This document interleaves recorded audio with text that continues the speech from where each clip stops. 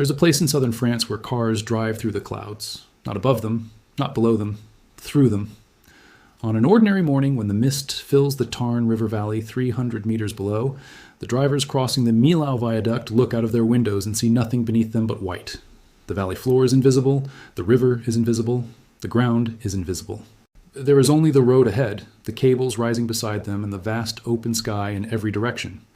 They are higher than the summit of the Eiffel Tower. They are driving on a structure whose tallest point rises 343 meters above the earth, a road suspended in the atmosphere above one of the most dramatic river valleys in Europe. It's held there by 7 concrete pillars and 1,500 tons of steel cable built by human hands over 3 years in one of the most audacious engineering operations ever attempted. The Millau Viaduct is the tallest bridge in the world, and the story of how it was built, how human beings looked at a valley that was 300 meters deep and decided to put a motorway over it, is one of the most extraordinary engineering stories ever told. Welcome to World Unveiled. Stay with me, because what you're about to hear will make you look at every bridge you have ever crossed in a completely different way. To understand why the Millau Viaduct exists, you need to understand a traffic problem that had been making people miserable in southern France for decades. The town of Millau sits at the bottom of the Tarn River Valley in the Massif central region of southern France. Every summer, millions of people travel from Paris in northern France down to the Mediterranean coast, to the beaches, to the resorts, to the warmth of the south.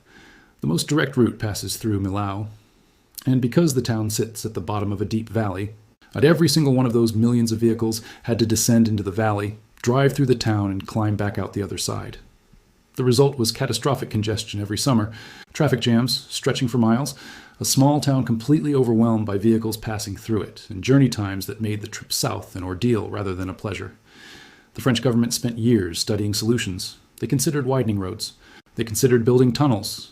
They considered dozens of different approaches to moving the traffic through or around Millau without destroying the town in the process.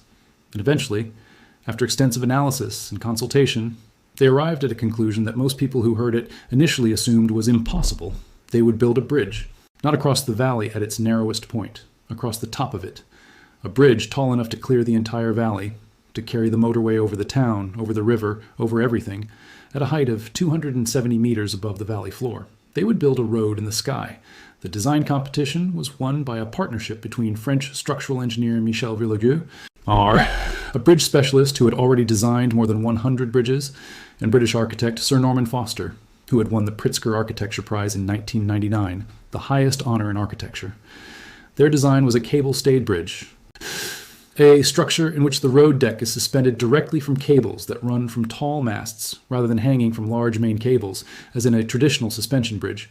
7 massive concrete pylons would rise from the valley floor. From the top of each pylon, multiple steel cables would fan outward and downward, connecting directly to the road deck and holding it in place at a height of 270 meters above the Tarn River.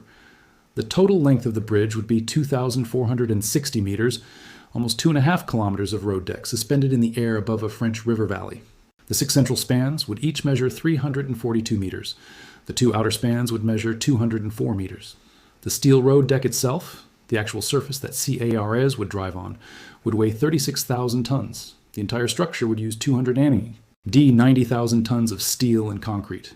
It was, by any measure, one of the most ambitious engineering designs ever committed to paper. And then they had to build it. Construction began in December 2001. The French government and the construction consortium knew the challenge they were facing. This was not a bridge over a modest river that engineers could approach from the banks and build outward from both sides. This was a structure whose road deck would sit 270 meters above the valley floor, higher than any knee could easily reach, in a valley where access was extraordinarily difficult, in a location where the wind conditions at that altitude created engineering problems that had never been encountered in exactly this form before. The first task was to build the 7 pylons. Each pylon had to support an enormous portion of the road deck's 36,000-ton weight, which meant they needed foundations of extraordinary depth and D-strength. The foundations were drilled into the rock of the valley floor to depths that allowed them to anchor the entire structure against both the downward force of the deck's weight and the lateral forces of wind at 270 meters. The 7 pylons themselves would cheek 700 tons each.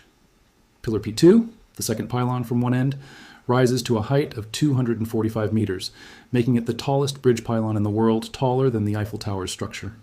Positioning these pylons with the precision required for the bridge to work was a challenge of extraordinary. nary complexity. The tops of the 7 pylons had to align to within millimeters of each other horizontally, because the road deck that would eventually rest on them had been engineered to exact tolerances. To achieve this level of precision on structures rising 245 meters from the valley floor, the construction teams used signals from multiple satellites simultaneously, the same GPS technology used in navigation, but applied at an engineering precision far beyond anything required for a car journey. By November 2003, 2 years into construction, the 7 pylons were complete. The construction of the road deck was the most technically complex part of the entire operation. The deck had been designed as a series of steel sections that would be assembled off-site, and then pushed out across the valley from both ends simultaneously, a technique known as incremental launching. This approach was chosen because of the limited space available at height for conventional construction methods. Teams on both sides of the valley assembled sections of the deck on temporary platforms and then, using hydraulic pushing equipment, slid them out over the valley, section by section, meter by meter, supported temporarily by special scaffolding towers while the permanent cable connections were made. The coordination required to do this from both ends simultaneously, maintaining the precise alignment of the deck as it extended further and further out over 270 meters of empty air, demanded engineering calculations and L-time adjustments that pushed the limits of what was technically possible. The steel roadway deck weighs 36,000 tons. It is 32 meters wide and 4.2 meters deep. It curves in a gentle arc across the valley, not because of any engineering necessity, but because curves give drivers better visibility and a more comfortable driving experience at high speed. Even at 270 meters above a French river valley, the engineers were thinking about the experience of the people who would eventually use their creation. The builders were working under extraordinary pressure. The French government had imposed a financial penalty of $30,000 for every day the project exceeded its 4-year deadline. The cost of the entire project was 394 million euros. Construction employed enormous teams across multiple sites simultaneously: prefabrication facilities, on-site assembly, the pylon construction crews, the deck launching teams, the cable installation specialists, the cables themselves. 1,500 tons of high-tensile steel cable had to be installed with a precision that allowed them to carry their exact share of the deck's weight, because any significant imbalance in the cable tensions could compromise the structural integrity of the entire bridge. On the 14th of December 2004, 3 years after the first stone was laid, the Millau Viaduct opened to traffic. I see. The deadline had been met, the penalties had been avoided, and what stood in the Tarn River Valley of Southern France on that December morning in 2004 had broken 3 simultaneous world records: the world's tallest bridge, the world's tallest bridge pylons, and the world's longest cable-stayed deck. The road that drivers had spent decades crawling through Millau to access now swept over the town in a graceful curve at 343 meters, taller than the Eiffel Tower, only 37 meters shorter than the Empire State Building.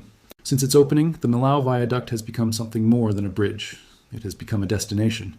Tourists come to Millau specifically to see it, to stand in the valley and look up at the St. Rupture rising above them, to drive across it and experience the clouds at road level, to photograph it from the hills on either side, where it can be seen in its entirety, suspended above the valley like something that should not be physically possible. Millions of vehicles cross it every year. It has appeared in films and documentaries and engineering competitions and architecture exhibitions around the world.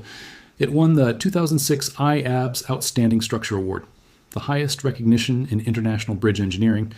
The engineers who built it have described it as taller than they expected it to feel, more graceful than they had imagined from the drawings, more alive in the wind than any bridge they had ever worked on before. At 270 meters, the deck moves. Not dangerously. It is designed to move, to flex, to respond to wind loads and temperature changes in ways that distribute stress rather than concentrating it. The bridge breathes. It is alive in the way that all great structures are alive. Not in spite of the forces that act on it, but because of how well it was built to respond to them. Welcome to World Unveiled.